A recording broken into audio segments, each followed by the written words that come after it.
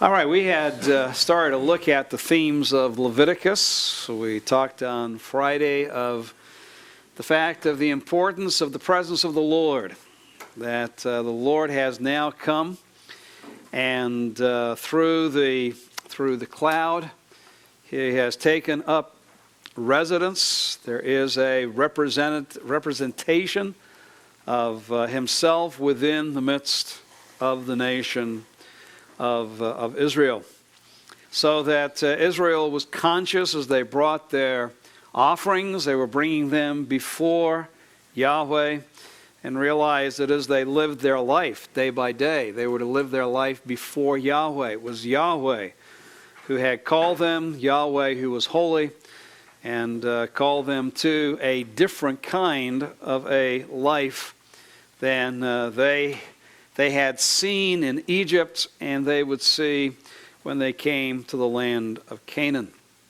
And then we talked about the fact that everyone who comes to Leviticus very, very quickly realizes the importance of the term holiness.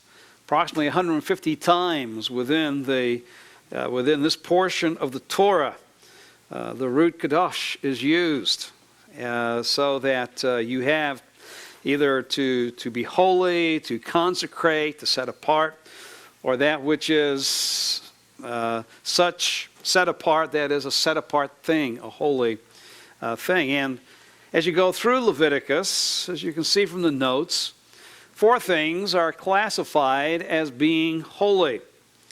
Yahweh obviously is the holy God. He is set apart, distinct. There is no other so-called God worshipped by men like unto Yahweh. And not only is He a set-apart God, but He's also set apart from His creation. And certainly, as you take a look at the totality of the biblical revelation, certainly you see that that holiness is based not only upon His person, but also upon His character. So that's many times why we start to think of holiness relating to the very character of God. But really, in essence, what the term means is the fact that He is set apart. He is distinct. He is unique. There is no one like Him. And of course, He makes a declaration a number of times as you go through Leviticus, I am Yahweh your God. Be holy, for I am holy. For I, Yahweh, your God, am holy. And I listed a number of the verses, 4 of them, in chapter 11, 19, and 20, where those statements, and of course realize this is Yahweh speaking through Moses and Aaron to the sons of Israel. Speak to the sons of Israel and say. And so they are recounting within the Torah at this point. Moses is writing down what Yahweh said to communicate to the sons of Israel. And so it's Yahweh Himself who is making the declaration that He is holy. And tied in with that, with these verses, is as Israel's God is holy, then Israel is to be a holy people. Of course, this can go back to chapter 19, verses 5 and 6 of Exodus. This is the reason that God had redeemed and delivered and brought to Himself the seed of the patriarchs, the sons of Israel, that they might be a holy, that is, a set-apart nation. And this was very, very important for Israel. The fact that they were to look to God for their guidance and direction, and not to the other nations. They were a distinct nation, a unique nation. They couldn't turn to the Goyim, to the Gentiles, to these other nations and say, all right, we should be like you. Rather, Yahweh is saying, you are to be like me. You are to be holy, for I am holy. And we need to recognize that as we go through the Torah, that Yahweh was giving commands to Israel that would make them distinct and unique from other nations. In chapter 18, it will certainly deal with moral issues that as he speaks in chapter 18, verse 3, "You shall not do what is done in the land of Egypt, where you lived, nor are you to do what is done in the land of Canaan, where I am bringing you. You shall not walk in their statutes." You are not to get your direction for your life either from the Egyptians or from the Canaanites. And certainly as you get into the latter prophets, they will broaden this out and say, the great problem Israel is you were supposed to be distinct from the nations. The problem is you become just like the nations. In fact, you become worse than the nations in many regards. No other nation, says Jeremiah in Jeremiah chapter 2, have ever forsaken their God. You have. So they do some unnatural things in their stubbornness and their rebellious ways. But they were to impact the nations. Rather, as we get to the latter prophets, we see the nations impacted them. Instead of living in accordance with the dictates of their holy God, they live like the other nations. And so we need to see that as we're reading through Leviticus, that God is making a very clear distinction between Israel and the nations. This is what it means to have me in your midst. This is what it means for me to be your people. This is what it means for you to be in covenant relationship with me. That you are to be holy. Along with that, third of all, we realize that things can be set apart. In fact, as we see the word root being used back in Exodus chapter 3, remember that the Lord said to Moses that take off your sandals, the place you're standing is holy ground. It's set apart ground. And interestingly then, the first time it was used with the Sabbath, that God set the Sabbath apart in Genesis chapter 2. And so a time can be a set apart time, a unique time, an uncommon time. And things, places, can be uncommon as well. So that in Leviticus chapter 4, for instance, chapter 4, verse 6, the priest shall dip his finger in the blood and sprinkle some of the blood 7 times before the Lord in front of the veil of the sanctuary. And so the anointed priest takes some of the blood, bring it to the tent of meeting, and what he does is he makes the tabernacle and all that is within the tabernacle distinct, sanctified, set apart, so that the veil can even be called the veil of the sanctuary, the set apart place. And along with that, times can be set apart. And we see in Leviticus chapter 3, the Sabbath is a set apart day. Passover and Feast of Unleavened Bread are a set apart time.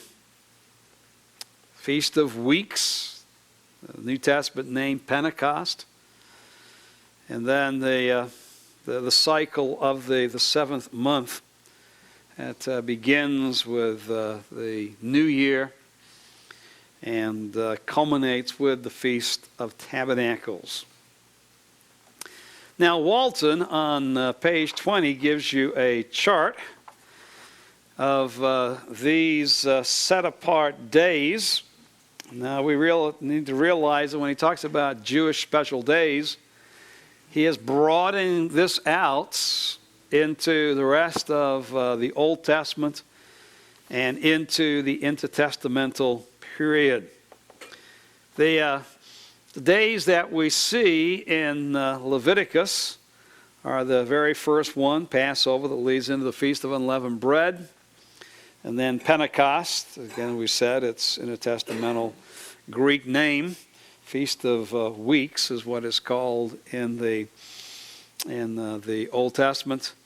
And then on the seventh month, we have the cycle that includes the Day of Atonement and the Feast of Tabernacles.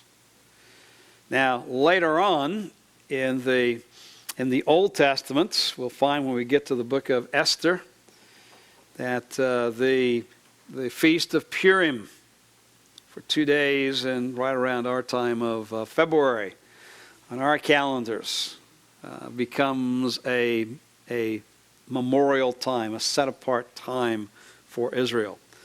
And then during the intertestamental period, they also have the 9th of Av, the remembrance of the destruction of Jerusalem. And then they have, after the defeat of Antiochus Epiphanes by the Maccabees and the cleansing of the temple during the intertestamental age, they have the time of dedication, or Hanukkah, the Feast of the Lights. That is a reminder of the Maccabean victory. But realize that of these special days, and the whole concept of special days emerges from what is revealed here in the book of Leviticus, and know those 3 cycles, Passover and weeks, and then Day of Atonement leading in to the Feast of Tabernacles. These were holy times. These were set-apart times when Israel was to not do their regular work, but was to come before the Lord and worship Him. Now, God considered it to be sinful to take that which was holy, to take a time that was holy, a thing that was holy, and profane it, to make it common, to treat it as ordinary. What I've done here is given you a number of the verses where the Lord speaks very, very strongly to Israel about not profaning that which was holy. In chapter 19, verse 8, now there was one offering that Israel was able to partake of. That was the peace offering. We'll talk about that in just a second when we get to the sacrificial system. And yet Leviticus made it very, very clear, you've got to eat it within the day it was offered, or the next day. You can't eat it on the 3rd day. And so verse 7, so if it is eaten at all on the 3rd day, it is an offense. It will not be accepted. Everyone who eats it will bear his iniquity, for he has profaned the holy thing of Yahweh. What is the holy thing? The peace offering. And if you eat it on the 3rd day, you have profaned it. That person shall be cut off from his people. Verse 12, you shall not swear falsely by my name, so as to profane the name of your God. I am Yahweh. All right, His name, Yahweh, as we've seen, refers to the one who is a covenant-keeping, a promise-keeping, a reliable, a faithful God. To take that name and use it to something which is unreliable, which is false, is to profane that name. It's to make it like, well, any other name. Because, let's face it, no other name is known as reliable. Because any other name that has been given to anyone or anything upon the earth is unreliable. And even to any other so-called God. That's to profane the name. That is to make it common. Chapter 20, verse 3. This is the one who gives his offspring to Moloch. I will set my face against that man because he has given some of his offspring to Moloch so as to defile my sanctuary and to profane my holy name. I, God, do not require that kind of a sacrifice like Moloch does. And so to do it is to profane my name, to bring my name and put it on the par of Moloch. So that so as you go through this, you get the idea that God is saying, all right, these things to profane that which is holy, to profane Yahweh's name, to profane something that God has set apart for a unique purpose, like the peace offering, and to make it common is viewed as sinful. And we need to recognize any profaning, any counting as common what God has said is holy, as we said on Friday, is sin. It is iniquitous to profane that which has been set apart, to make common that which is uncommon. Now, we need to realize that, at least with the places, the times, the things, and even Israel, all right, is for a time common. And then God says, all right, now you're going to be uncommon. Now you're going to be set apart. Yeah, even the tent was just wood and material that you read in Exodus. Until that particular wood and material is fashioned into the tabernacle and then set apart. Because it is to be used as the place of coming before God, bringing offerings, bringing sacrifices, and coming into the presence of God. Therefore, it becomes a set-apart building. And that wood, those materials, are no longer common. They are, at that point, set apart. They are holy. Now, along with this, we already talked about, is the clean and the unclean. Israel is a holy people. And so because of that, they would, as a holy people, they were to make a distinction, says Yahweh, between what they ate and did not eat. As was in the context of holy. You're a holy people. But in chapter 11, verses 46 and 47, you are to make a distinction between the unclean and the clean. That is, between the edible creature, that which is a clean creature, and the creature that's not to be eaten, that is, an unclean creature. So that if you eat that which is unclean, that renders you yourself what? Unclean. Because what you see in chapters 12 and 13 and 15 is that not only do certain actions make a person unclean, but if a clean person comes in contact with that person or comes in contact with anything that person has touched, they also become what? Unclean.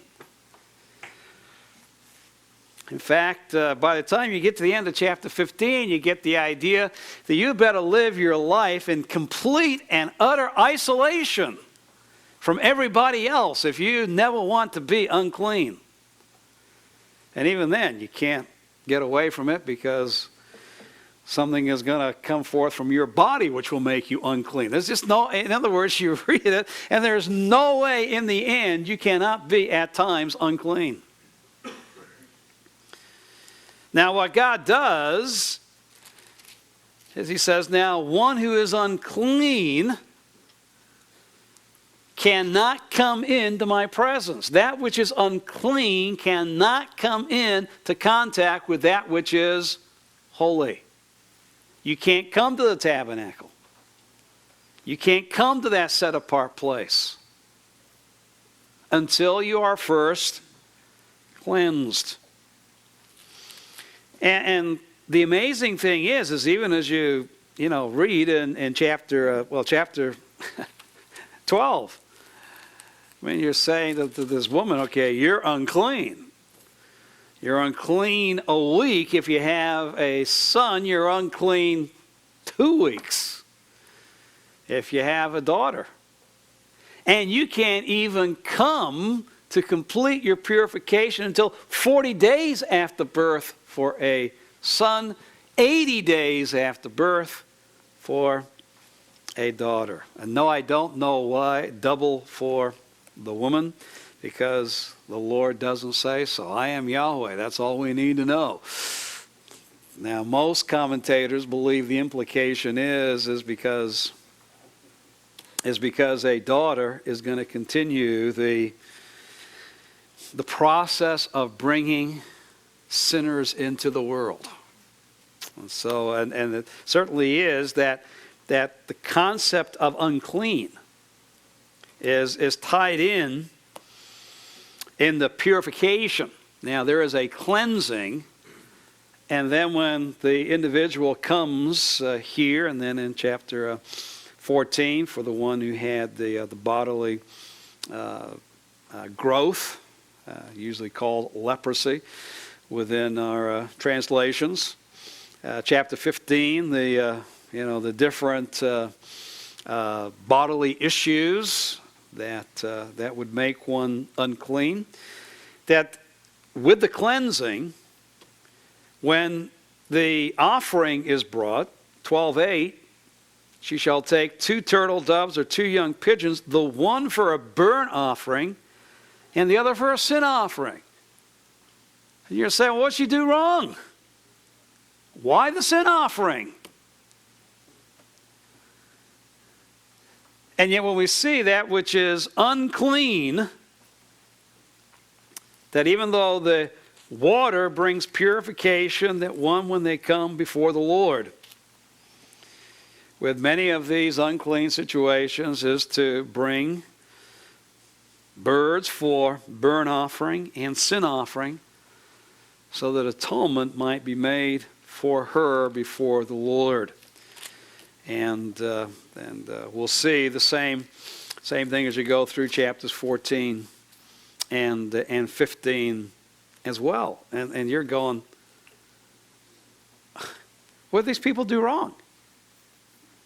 And the answer is, they're sinful people. They didn't do anything specifically wrong. Now, there's nothing wrong with having a baby. There's nothing you can do to control whether you're going to break out in a rash or not.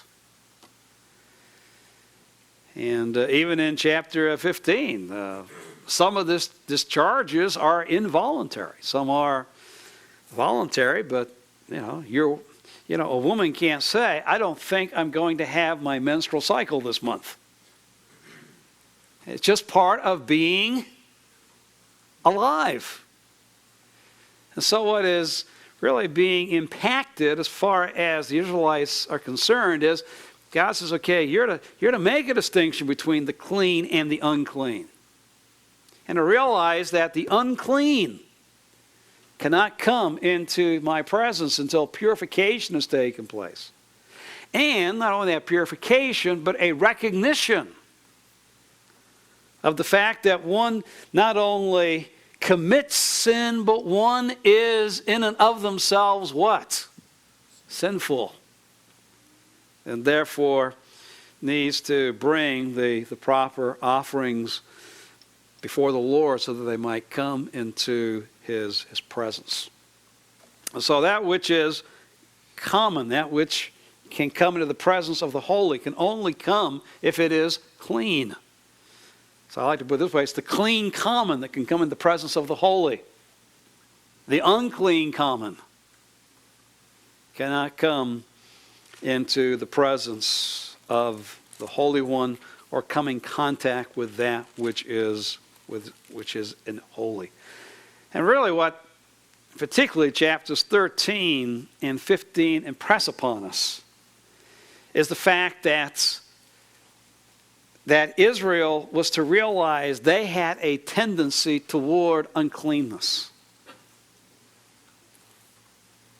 That is, as I said, no matter how diligently at times they lived their life, there's almost no way you could avoid being unclean. I mean, you just get in your bed to get a nap and you realize, oh, the person who was in this bed before me, was unclean, and now I'm unclean until the evening. Then I've got to be purified before I can come again and come to the tabernacle and come into the presence of the Lord. I can't join Israel in worshiping the Lord. And so that which is unclean, and that which is unclean needs purification. And once purified, then it can be set apart and consecrated. Now this all then ties into the sacrificial system. God gave a way for Israel, even in at times their unclean situation, to be cleansed and come into the presence of the Lord. Now, there are numbers of offerings that were given to Israel. On page 22, what Walton has given to you in this chart is he has given to you, if I might put it this way, the personal aspects of sacrifice. Now, there were offerings for all Israel. The offering on the Day of Atonement was an offerings that were brought by Aaron for all Israel. And there were daily offerings and monthly offerings as you go through Torah, which were for all Israel. And of course, the Israelite who saw the priest ministering for him before the Lord, who accepted that in faith, that ministry was being done for me, obviously participated of the benefits. And for the priest, doing it also not only for the individuals, but for all Israel as a corporate entity, so that they might, as a nation, be in fellowship with the Lord, and the Lord might continue to have His presence among them, and live among them, and guide them, and direct them. But what we see within these offerings that are presented to us in Leviticus, and beginning in chapter 1 through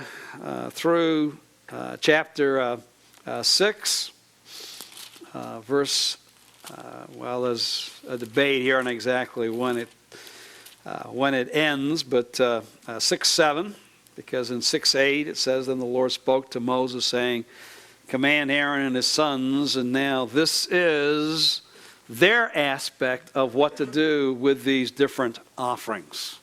The priests need direction as far as their ministry, as far as these offerings are concerned. But there are these 5 great offerings. Now let's take a look at the very first one, because this is the one that is spoken, most directly as far as the offerer's participation. I think we get the idea as we think in terms of the Old Testament sacrificial system. Now, when it comes to the priest ministering on behalf of all Israel, Okay, we can understand that. The priest is the one who gets the animal, selects the animal, slays it, brings it before the Lord, etc., etc. But we've already said this is speak to the sons of Israel.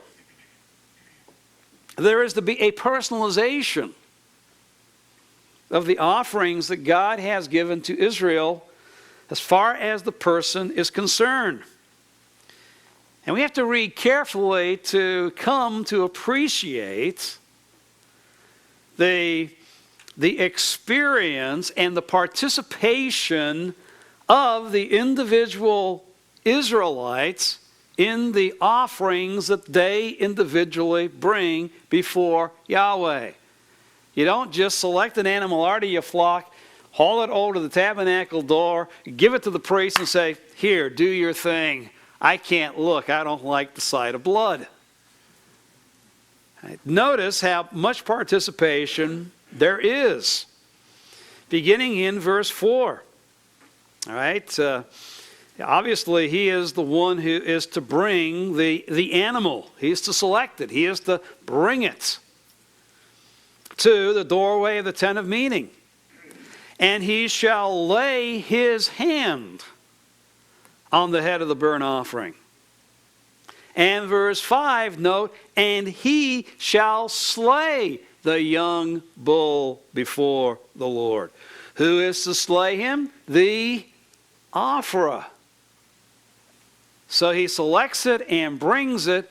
He lays his hands upon it, symbolic of the fact that he is identifying with this animal. He realizes what this animal will experience is what he should have experienced. This animal is taking his place. He identifies with it. Then he slays the bull. And then Aaron and his sons shall offer up the blood. And so it doesn't say who, as the animal is slain, who collects the blood, but as it's collected, it is the priests who are to manipulate it. He shall then skin the burnt offering and cut it into pieces. He not only kills it, he's the one who is to butcher it. That is the worshiper. And verse 7, the sons of Aaron the priest shall put fire on the altar and arrange the wood on the fire. And the priest, verse 8, shall arrange the pieces, the head, the suet, etc. But who has butchered it and got all the pieces that the priests are going to take and put on the right place upon the altar? The worshiper.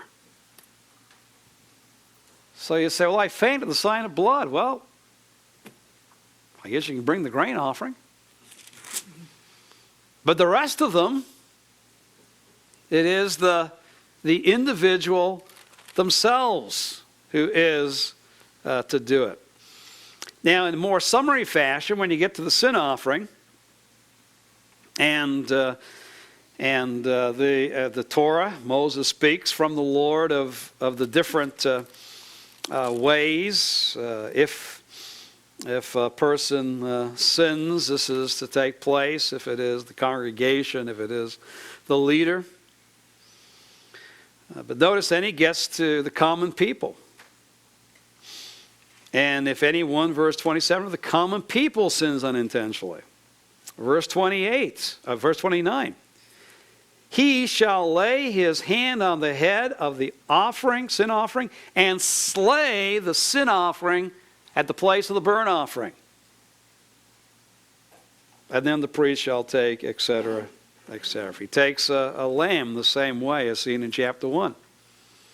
Verse 33, he shall lay his hand on the head of the sin offering and slay it for a sin offering in the place where they slay the burnt offering. The implication is that when a worshiper brings a sin offering, he is to do exactly the same with the sin offering as he did with the burnt offering.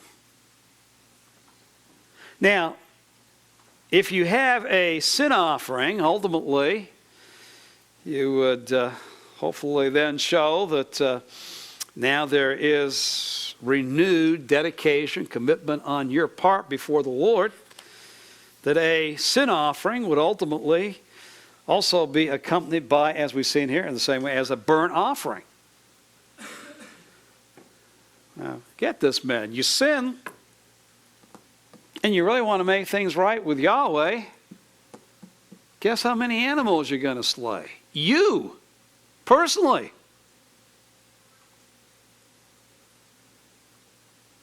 One for sin, one for renewed commitment, dedication to the Lord, the burnt offering.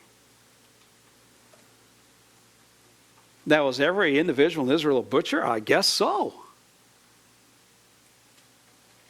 And by the way, some of you who lived in farm communities, lived in, have been herders, taking care of animals, you're pretty good at slaying them, and I guess you don't lay your hands on them first, but you do. You know how to slay them.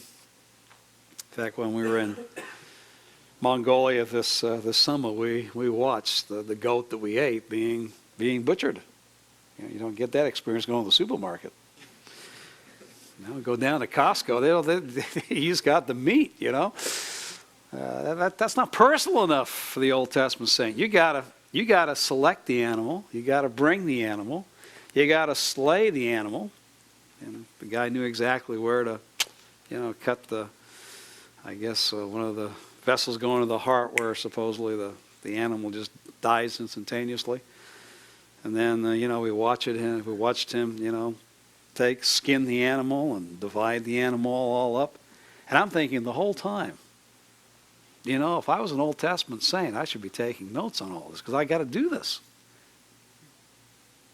My relationship with the Lord would be dependent upon doing exactly what this man is doing to this goat.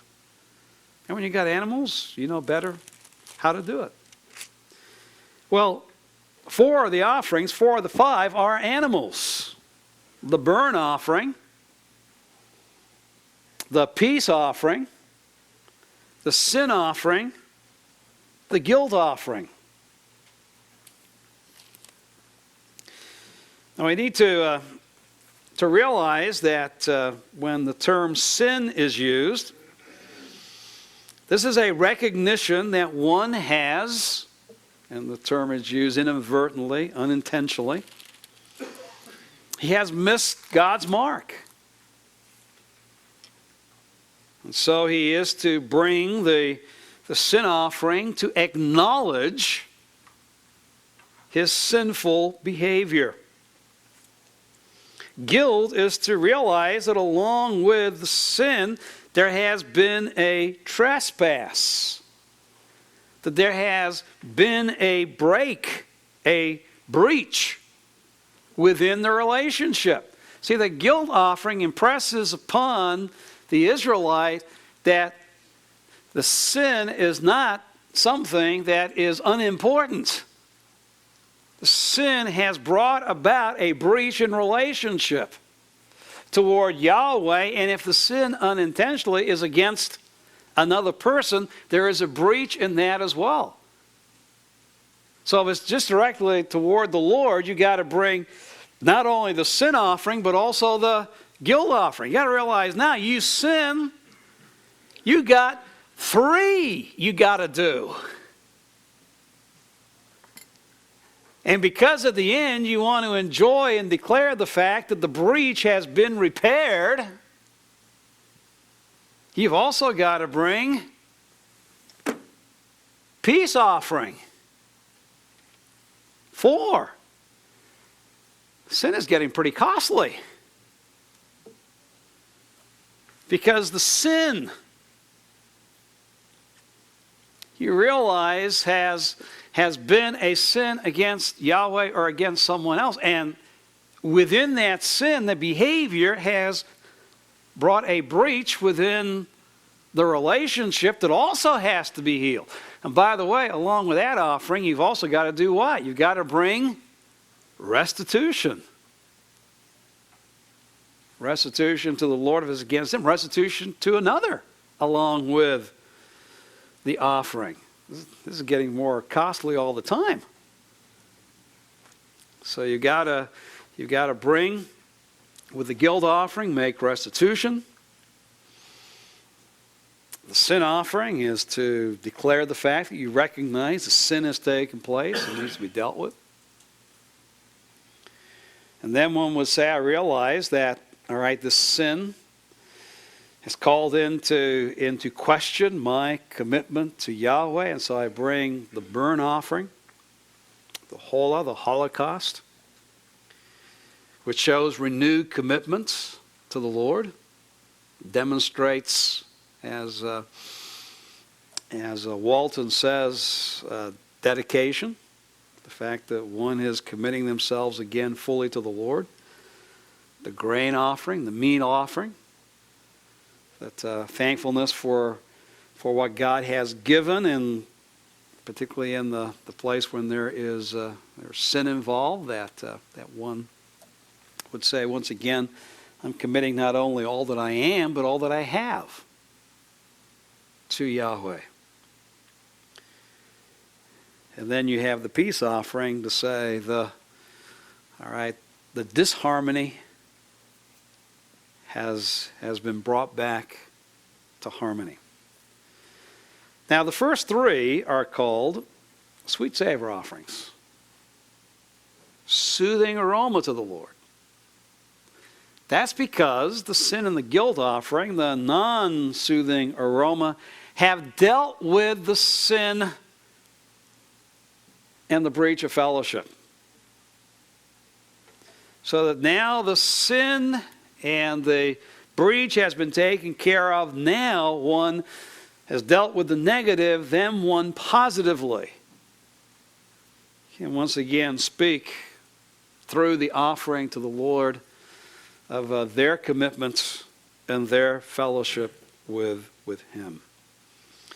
And by the way, notice that the peace offering is the only one that the offerer himself participates in by eating. When I say participate, I understand they are very involved in the bringing of the offerings, as we have seen. And so sin does not only mean you have to give up animals to die in your place. But it also means time, and it means the personal involvement before Yahweh of dealing with the sin. Gentlemen, aren't you glad you live this side of the cross?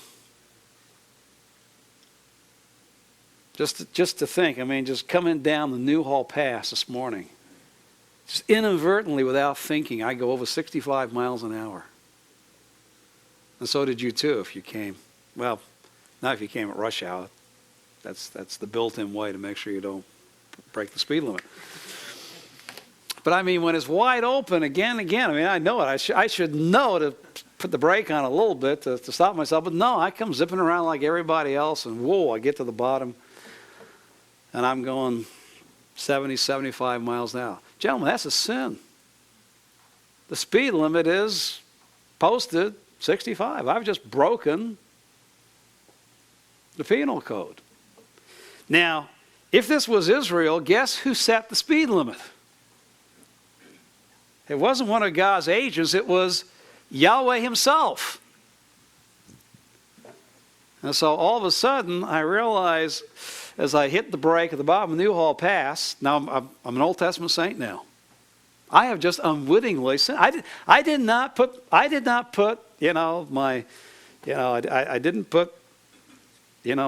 foot to the floor coming down that pass saying, at the top of San Fernando, I'm going to sin. I got to the bottom, unwittingly, I find I've broken God's commandment. Now what am I to do about it?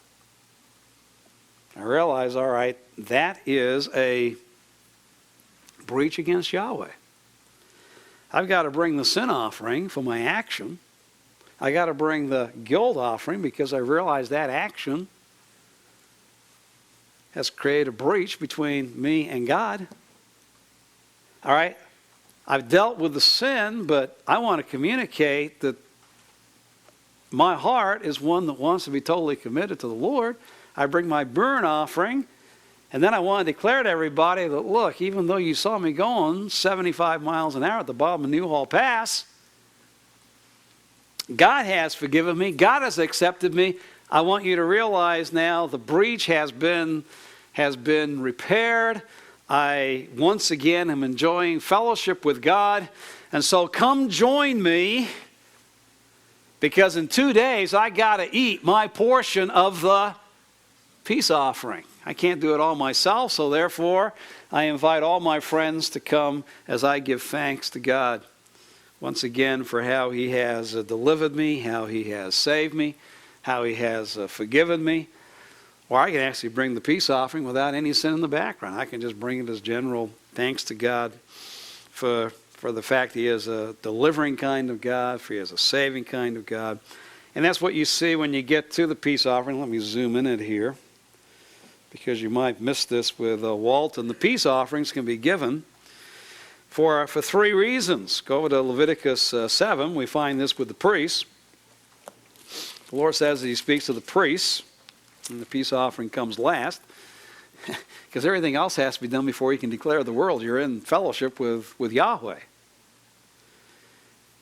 And He brings up in 7:12, if he offers it by way of thanksgiving.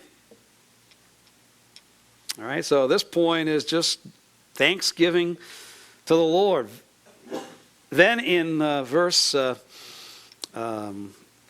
16, if it's a votive or free will offering, or he vows to the Lord. Now this is more answer to prayer. This is the vow. Free will is, I just look back and realize God has been good to me. There's no basic reason. It's just because God's a good God and I'm in fellowship with Him. Then we bring the feast, the peace offerings. And notice that is the one shared in fellowship meal by the priest and the offerer, and go beyond that, and all who's invited by the offerer to participate with him. Now, of course, to participate with him, you got to be clean. So, because obviously it's given back, and then Walton will give you, just what he sees as the basic reasons for these offerings. And as we've already seen, that sin does make one unclean. So there is purification. There is the need for what he calls desacralization. What I mean by that has been a breach of a breach of fellowship, a breach of faith between the one who has sinned and Yahweh and possibly others. And so these offerings were given to Israel and then declared by the priests to go along with all of the offerings that God gave to Israel as a whole, so that the nation might maintain its relationship with Yahweh in spite of its sin, so that Yahweh might continue to be in their presence and they might continue as a people to have fellowship with Him. And then on the basis of what God does for the whole, the individual worshiper is to take care of sin as far as his life is concerned. Would people do this for mental sins, like mental attitude sins, or lingual sins, or are these just... Well, then you're getting into how, to what depth did Israel do this? I mean, let's face it. Particularly when you get to, chapters 18 and on. And as I just said, we realize how, if I might put it this way, how easy it is to sin because we're sinners. And the fact that how easy it is to come into contact with that which is unclean. And realize again, okay, you got to bring a sin offering. Now, not a guilt offering, because you just came in contact with something. All right, there's nothing at that point that has broken your relationship with God or with others. But nevertheless, you still have to realize, all right, I have come into contact with that which is less than God. It's sinful. It's an indication, again, of human weakness. And human weakness is seen in the Torah to be a result of human sin. Because we are sinners, we have this propensity to sinful behavior. Because we are sinners who live among sinners, we have the propensity to come into contact with that which is sinful. It has to be dealt with. And certainly what you have in these early chapters, Leviticus 1 through 6, 7, is speak to the sons of Israel. This is how you can individually overcome the effects of sin so that you might maintain fellowship with Yahweh. But it is costly, it is time consuming, and it is very, very personal. You don't look to the priest and say, hey Joe, go do it for me. In other words, you have to be very personally involved. That's how clear the Israelite understood the relationship between Yahweh. Now, of course, as you read through the Old Testament history and you realize how sinful Israel was. I mean, particularly when you got the central sanctuary. I mean, just even the wilderness is a problem. You get into Israel's central sanctuary. I mean, Israelites were so sinful, they should have actually lived in the outskirts of the temple. They should never have left Jerusalem. Now, obviously, we know that was not true. So they only came 3 times during the year. But obviously the Torah makes them very, very aware of their sin and how their sin affects their relationship with the God who lives among them. Okay, Jay? Kind of piggybacking on that, though, what do we think they had in terms of recognition of heart sins? Or did that really not come into play until Jesus put it forth saying, I say, if you... Well, no, we read the Psalms. We'll see that the individual saints within the Old Testament had, and who would use the Psalms within, obviously because the Psalms then become expressions for Israel to use within their worship before they became canonical scripture. Certainly shows us that the believing righteous remnant of Israel was very, very aware, very conscious of the fact of how much they failed God, how much God did for them, and how little in response, they were the kind of people that honored God. Yet they were the righteous and lived among the wicked. They were very, very conscious of that fact, very, very conscious of how hard it was to live for Yahweh, to maintain testimony to His name in the midst of the wicked within Israel. So, to what extent, the individual Israelite, did this throughout the Old Testament period. That is getting away from our discussion. What Leviticus is showing is God had made the means so that the individual could take care of their sin and maintain fellowship with God. Not only Israel as a whole, but the individual worshiper could as well. And certainly there was a recognition of that. Now, certainly as you get into the Psalms, and even as we think in terms of great debate upon what unwitting means here, it seems to me just that. One did not set his mind to sin in this way. Now, there was forgiveness for that, but for me, that comes on the Day of Atonement when all of Israel's sins are forgiven. If you sin wittingly, okay, you can be broken, you can be contrite, but you have to wait until the Day of Atonement for that to be taken care of. Because there's no personal offering that can be brought for witting sin, willing sin of a high hand, and until you in faith watch the priest go through the ritual on the Day of Atonement and now realize all of the sins of Israel, including your sin, is now being forgiven. I had a couple other hands. Has anyone ever taken a point in Israel's history and figured out the population and participation, how bloody? And this must have been ongoing, temple must have been a mess, so Well, yes. First the tabernacle, then the temple. Again, the question is someone, figured out how many animals? Well, if you got 2 million people in the wilderness, they're spoken, to the masculine individuals, the head of the home.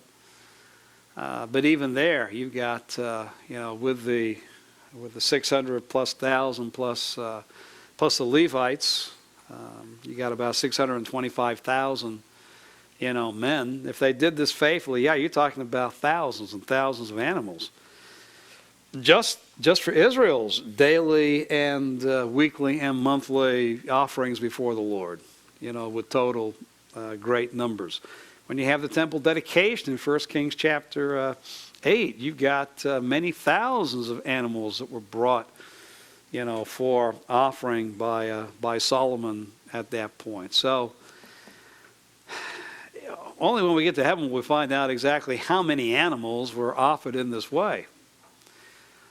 Both by individual Israelites and then by corporate Israel in both their times of sin and all that they were to bring on a regular basis.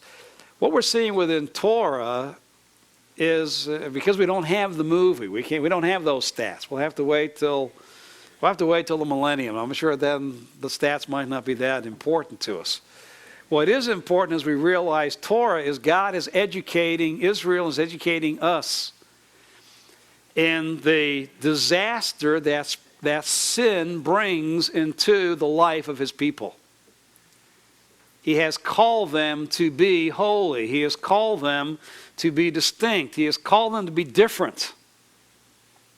And they're not different. They're sinners living in the midst of sinners. And so as we're seeing is the whole pull is toward, no matter how hard you try, sin is an ever-present reality. Now, God has given the means for those who have that constant consciousness of sin that it can be dealt with. And of course, now I think you're getting into some of the things that are implicit as you come explicit also when you come to the book of Hebrews. Right? This was true in the Old Testament. It was like a continual consciousness of sin, and something needs to be done about it. It has to be done about it. And God has made that means available. But that Israel lived in conscious consciousness, continual consciousness, that's what I was trying to say, continual consciousness of sin and its need to be dealt with so that they might maintain their personal relationship with Yahweh. And the sacrifices and the priestly, and I'll just put the priests up here. The priests, obviously, you've got the revelation. The tabernacle is erected. It is now there available for sacrifices, offerings to be brought. Now you need the priests also. And so that's already, like the tabernacle been revealed, Exodus 28 and 29, and then they're inaugurated in their ministry and begin their ministry so that the sacrificial system can take effect as far as the nation and the individuals as well. Okay. Just two things for clarification. One is, did women bring sacrifices too? Or was it just the men? It seems, though, well, obviously in chapter 12, when you're dealing with childbirth, she does it. Mm-hmm. Although, previously it is the masculine. Speak to the sons of Israel and say to them, when any man of you does da-da-da-da. So it is masculine in the early chapters, but certainly when you've got, when you've got chapter 12, when you've got the issue of blood in chapter 15, obviously the woman also has to be cleansed and then bring one of the birds for her sin offering. So would that be by application that they always spoke in the masculine? Yes, it is. I mean that's the point. To what extent would a woman bring it? I think they did obviously recognize the man acting in behalf of his family. So I think when it says, if any man will do this, all right, not only is he sinned necessarily, but possibly also someone in his family has sinned. We see that with Job. This is pre-Leviticus, obviously, but Job offering up sacrifices for his sons and daughters. They might have sinned unwittingly, so he brings the sacrifice for them. How would that fit in though with the woman? Like when the man is touching the head of the animal, there's, like you said, there's very personable. Mhm. It seems like the woman would be. Well, but the man is representing his family at that point. Right. But as an individual, it seems like that woman would be missing out on that process that God put there in place. I was just wondering if that's accurate. Is that just how he set it Well, up? might say, I'm glad you butchered the animal for me. I'm trying to be precise, the text. And it is hard. Certainly there is a corporate family sense that is seen in the Old Testament that obviously we today are much more individualistic in our thinking than was true for the Old Testament saint and what is revealed here. I mean, I don't think a woman would have any problem realizing that either my husband or my father is doing this on my behalf. He is basically the family priest that is functioning on my behalf. But I think the thing is very definitely, most women were not barren. The majority of women then, the majority of women today are not barren. And so, obviously, and all women will have, the menstrual flow, so that, okay, they're going to come in personal contact with their need as well and have to bring the proper sacrifice at that point. So it's not that they are, never coming to the tabernacle, never being involved in bringing an offering. They are. The other question I had was unclear on the heart. I had that same question as far as with the heart. Like in the last commandment, do not covet. Right. So even though the Old Testament saints had a consciousness of their sin, their heart sin, and that's pretty clear. Mm-hmm. But I'm wondering, what was the requirement from God for sacrifice? Was it for an overt breach? Did God require? I couldn't pick that up, whether he required a sacrifice for that sin, or is that just a conscious? You mean the heart sin? No, he's talking. Yeah, I think everything you see within Leviticus is for overt actions. But certainly the Old Testament saint was conscious of the fact his overt actions came from a depraved conscience, depraved mind. So it wouldn't be in the same sense that they would, like I'm thinking, man, I sin so many times in a day, that's all I do is at the temple. But in an Old That's what I Testament said, you sense, better set up your tent right outside the tabernacle because you got to be there continually. All right, oh Lord, you brought to my mind again. All right, where's 4 more? Come on, 4 more animals I need, honey. All right, let me haul them down, and yeah, it'd be continual. And there's a sense in which, as we read Leviticus, there is a sense of almost unreality about what we're reading, because exactly what you're saying. I mean, we read this and say, if I lived then, I'd be there continually. All right? That's what the word is communicating. Look how costly your sin is. And certainly for the Old Testament saint, you can see, all right, where is that once and for all sacrifice? Where is that? We haven't got to Isaiah 53 yet, but where is that ultimate guilt offering that I can just look to in faith and myself not have to go through all of this? But why does God leave this in the Word for those of us this side of the cross? To remind us as we read it how costly sin is. It should give us a new appreciation for what Christ did do upon the cross. As we see that He is the offering of the burnt offering and the peace offering and the sin offering and the guilt offering. That's all a part of what Christ did upon the cross for us. All right, one more question, and we have to take our break. There's a lot of similarities between the Roman Catholic system and this system. That you have to do something, sins you confess. How does salvation by faith plug into this? Like, how is an Israelite supposed to see that when he's got these animals all in front of him? I mean, how's he supposed to see past that and see? All right. Well, you got 2 points of the question there. Number one, the close similarity between this and Western Roman Catholicism. Close similarity because Roman Catholicism is based upon the belief that emerged, very quickly within the early church. The church was the new Israel, and that symbolically they were, in other words, all that is here symbolically pointed to Christ, and then by the 5th, 6th century, the Mass points back to Christ using this kind of symbolism to communicate to the person who is coming their wretchedness.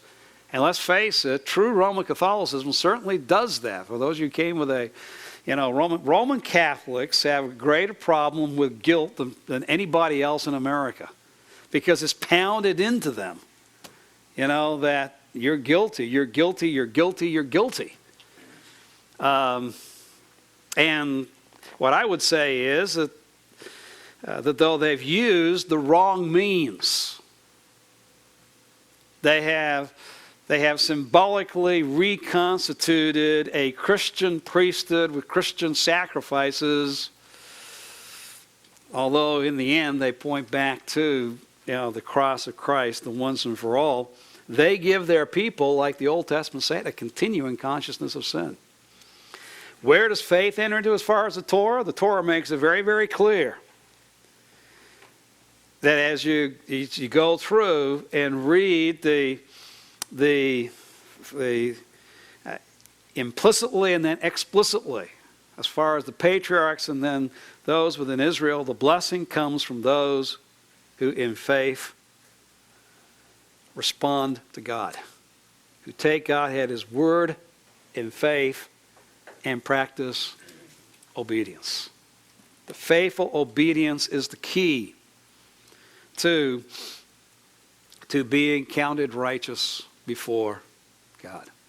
So as you take a look at the totality of the Torah, I think you appreciate the fact that I am a sinner. I recognize that. I'm part of Israel, a sinful people, because they are the ones who receive it. And yet, I know that the forefathers of Israel, because the Torah makes it very, very clear, that God blessed them in response to their faithful obedience to Him. Faith directed toward God, embracing what God has said in His Word, is the basis of one's relationship with Yahweh. So that certainly, though, as you read Leviticus, in this heart, it is not so much giving us the issue of faith. So what you see in Genesis and what we'll see in Deuteronomy is certainly pointing the people to the fact that you need to have this kind of a faithful response to God and to what God has said. So I am not one who buys, as you read the totality of the Torah, this is just a works-oriented relationship to God. These saints would realize we are here at Sinai listening to this because of the fact that we took God's word like the forefathers. He has brought us out of Israel. He has brought us to Himself. Now this is part of what it means to be God's people. Torah, law in that sense, His direction is for sanctification, not for salvation. It teaches how I am to live and experience my relationship with God. It is not the foundation of my relationship with God. It's like a Passover. It's just like eating the Passover. All I do is eat what God has provided. It's faith. All right? Both are there. Faith necessary for deliverance. Faith establishes the relationship.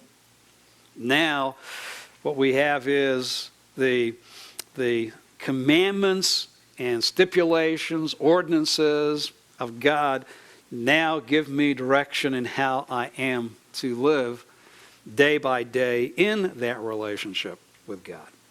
So as you think in terms of even coming to the New Testament will do the same. Okay? Christ has done this on your behalf, accepted by faith, Ephesians 1, 2, and 3.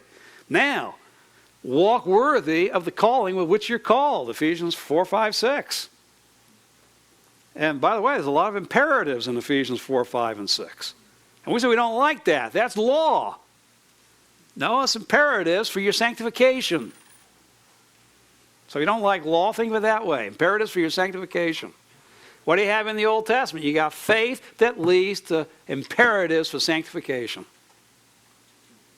For Israel, and the same thing now for believers. The purpose of this part of Torah.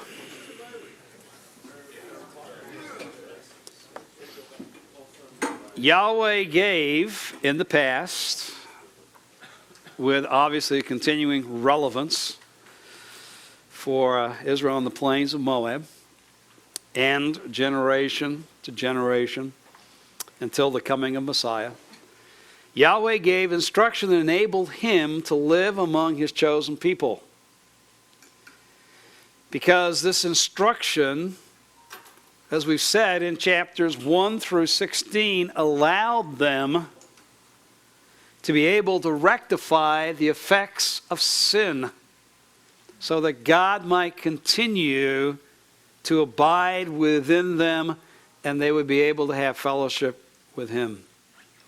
And so it enables him to live among his chosen people, enables his people to have fellowship with him. Now obviously that deals with the first 16 chapters, but even 17 through 27 gives continued instruction in what a holy walk in Israel looked like. In other words, if we can put it this way, to help Israel become a holy people instead of a common sinful people.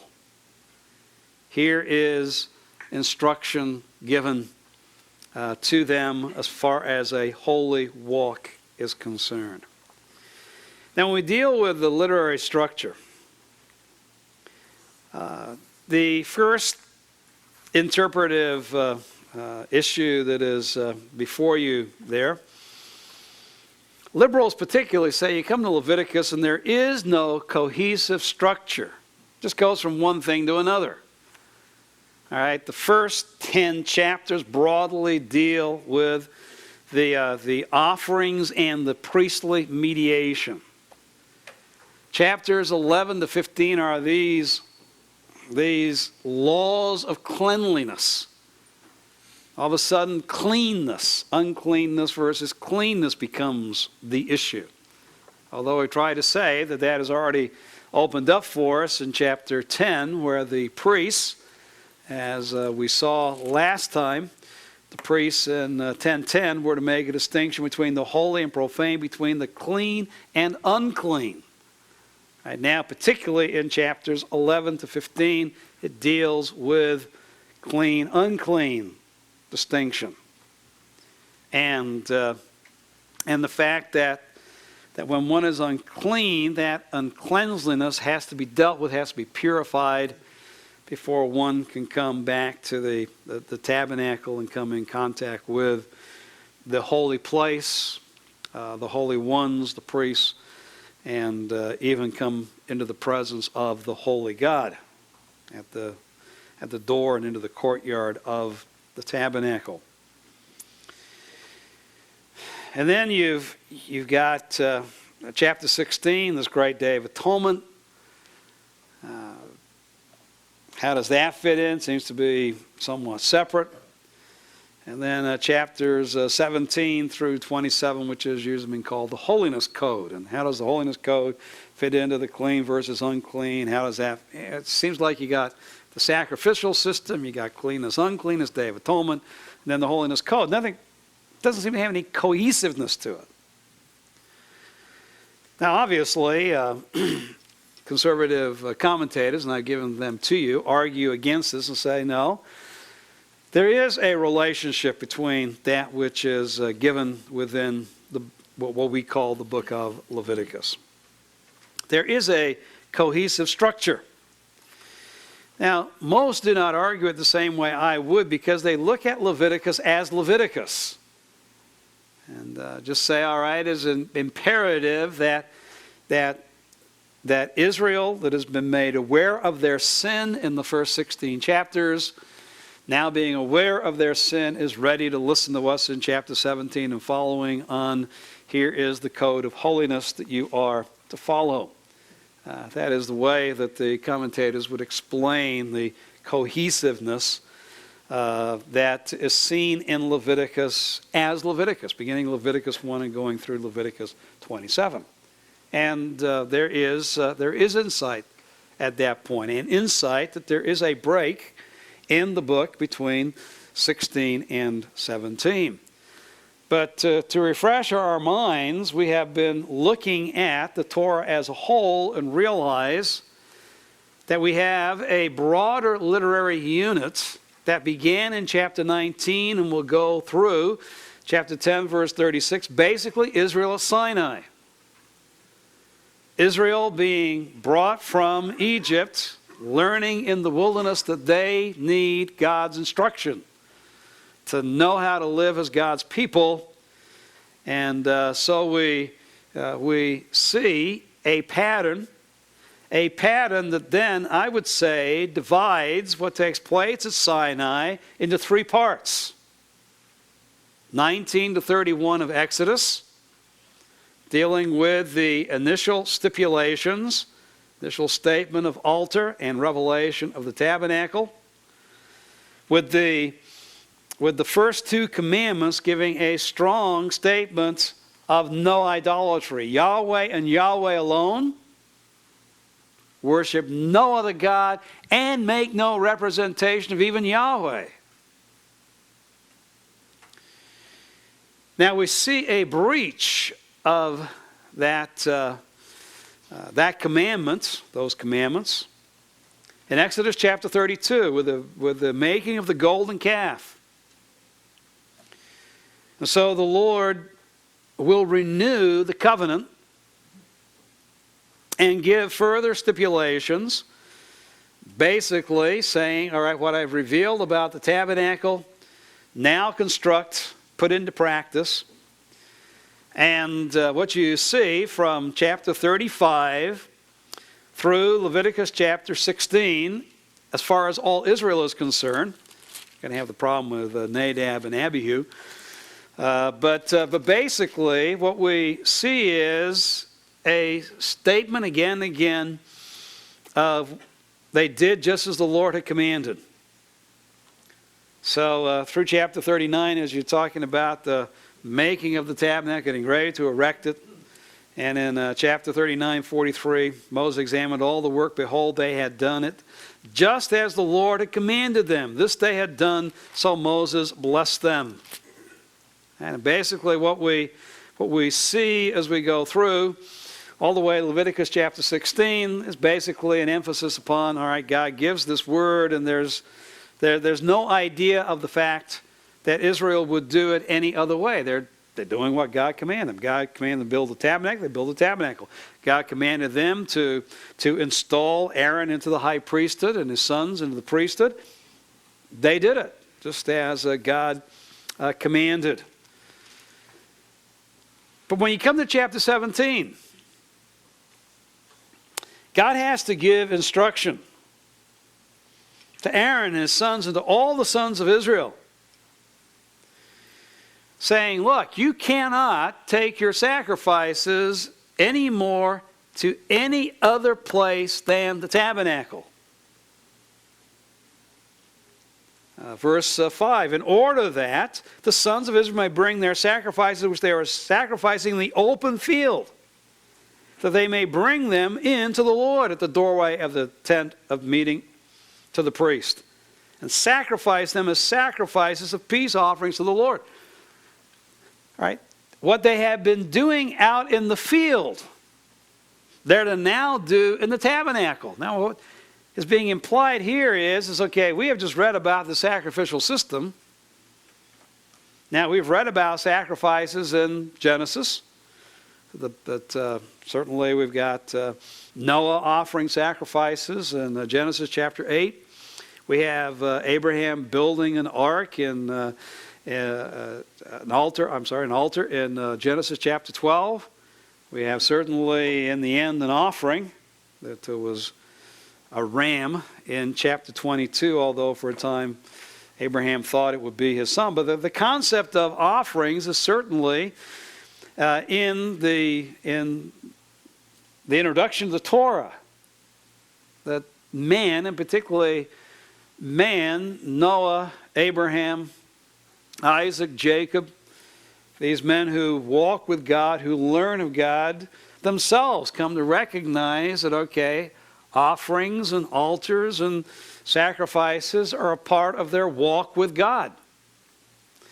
We see now the same thing with Israel as they came into the wilderness. Even before the tabernacle was erected, they were offering sacrifices. And in verse 6 and 7, we find, okay, now they're to bring their offerings, verse 6, and offer up the fat and smoke as a smoothing aroma to the Lord, and they shall no longer sacrifice their sacrifices to the goat demons, or literally goat idols. The idols pictured as goats with which they play the harlots. I just given you this whole sacrificial system, and yet understand historically as these sacrifices, these offerings have been stated for Israel, that at the very time when this was given, and before this, Israel was sacrificing to the goat idols. This shall be a permanent statute to them throughout their generations.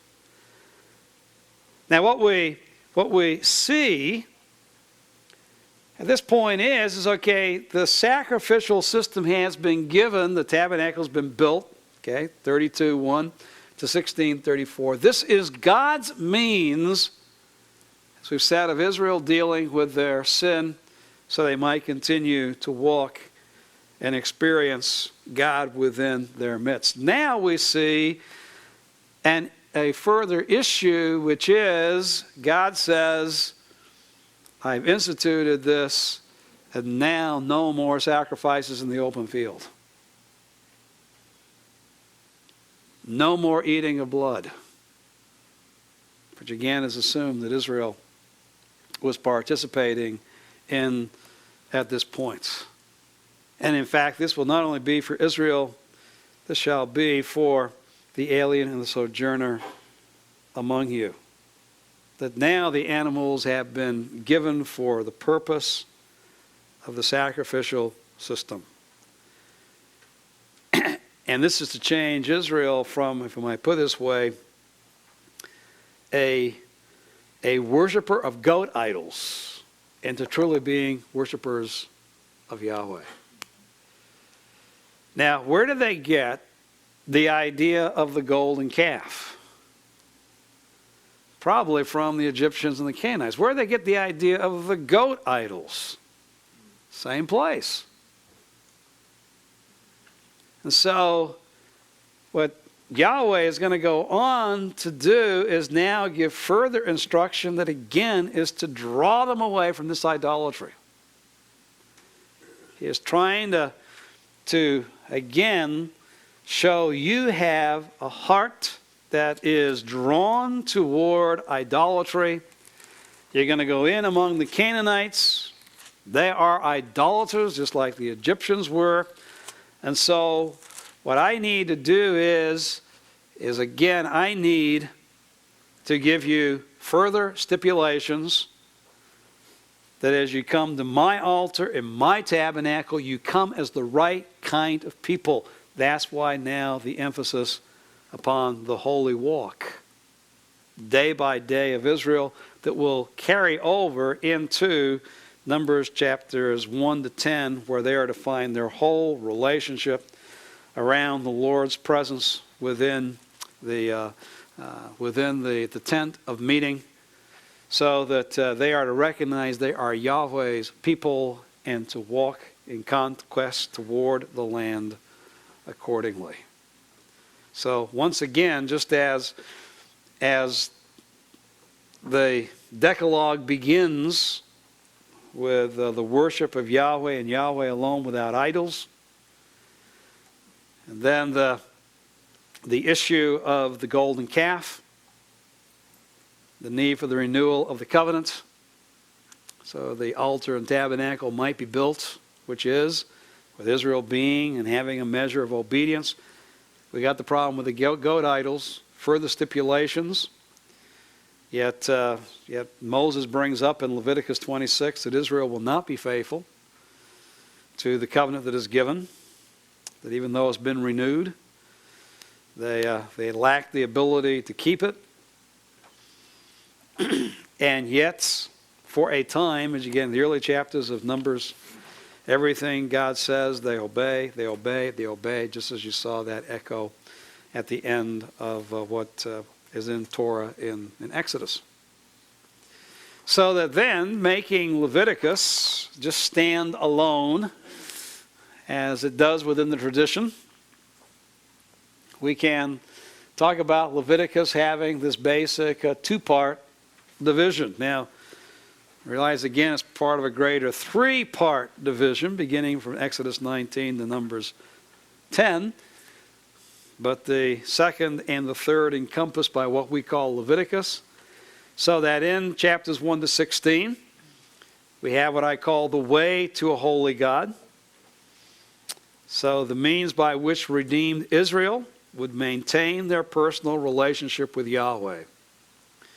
We've talked about the offerings, the need for the priesthood, and the instruction concerning the clean and the unclean and how they can be purified from uncleanness so that they can participate in the offerings at the tabernacle that God has already given. And then we didn't, conclude with the very last chapter. And Dr. McCarthy had some very, very good notes. I won't go through it like I did with the offerings. You can kind of trace through what happened on the Day of Atonement. But the Day of Atonement is what gave to the Israelite the assurance of the fact that God truly had taken care of their sinful behavior for the previous year. And the one who again would look at what the priest was doing on his behalf in faith could go away from that great Day of Atonement knowing that the sin had been covered, had been dealt with by the two goats represented it, that God had accepted the offering of the sin offering, and the second goat had been taken away, as it were, after the laying on of hands of the high priest of all the sins of Israel, both animals. The goat was taken away as an indication that God has removed the sin that you have seen the other goat consumed as far as the offering is concerned. And then along with that is the burnt offering, which is renewed dedication on the part of Israel and the believing saint. Now realize all that takes place after Aaron has dealt with his own sin. He's a sinful man too that needs to deal with his own sin first. Then he can act as representative on the part of Israel. So we have this instruction, this narrative to Aaron and the people concerning the Day of Atonement. But then we bring up, all right, those now who are forgiven and have a consciousness of their forgiveness before the Lord, the assurance of their forgiveness. Now as they go back to live their daily lives, how are they to live it? Well, no longer directed toward idolatry, but how redeemed Israel would reflect the holy Yahweh in daily life. They're not to be like the Egyptians, the Canaanites, they're to have and follow the proper sacrificial system, not sacrificing the goat idols, instruction concerning the way they are to live, not in the immoral, polluted ways of the Egyptians and the Canaanites. The particular instruction to the priests, how they might maintain their holiness. We've already seen the instruction of their holy times when they are to come aside and remember Yahweh in a special way. And then the blessings and the curses of the Mosaic covenants,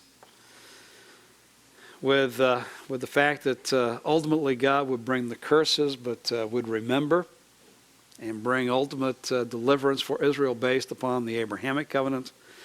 And then in chapter 27, now, having spoken about what you need to do to be my holy people, although the hint in chapter 26 of ultimate failure on your part, nevertheless for those who want to walk with Yahweh, even beyond this, instruction with vows and tithes on how they might do even more than Yahweh has requested of them on a day-by-day basis. And so that instruction is given.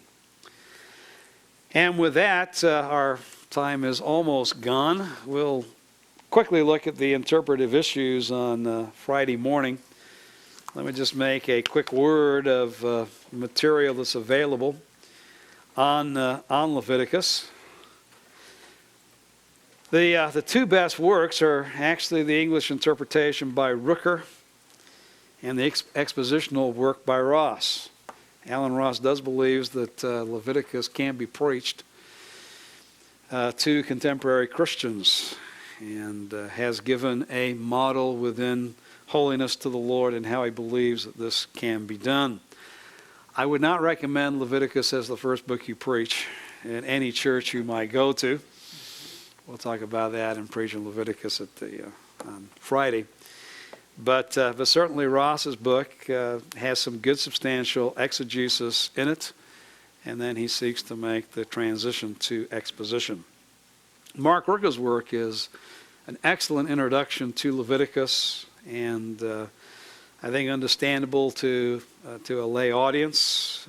Again, for those who would like to start to wrestle with the meaning of Leviticus.